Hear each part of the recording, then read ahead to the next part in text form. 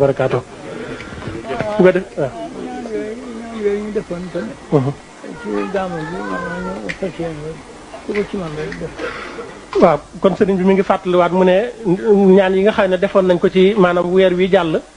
kon muy dundal alxuraan di ko wàcce fu ñu toll ñu gën cee góorgóorluwaat maanaam yeesal ko kon ci weeru gàmm gii ñu dugg nii. maanaam yi ñu jëndoon lim. lim boobu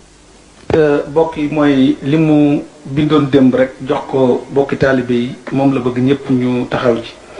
lim boobu moo di suratul ixlaas ku man nga def ko fukki junni ak ñaar ak ñeenti téeméer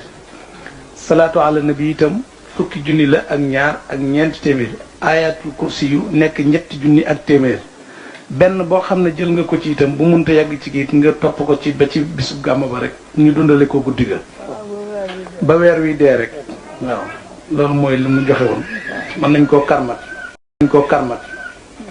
waaw lii léegi maanaam kii kilifa ko nga xam ne moom moo mayoon bis bi gannaaw bu mu joxe ngeen ci ne daal ay réunion yi def ak njabootam léegi maanaam moom moo joxe lii di ko jëmmal ci ne xamoon na yéenay teew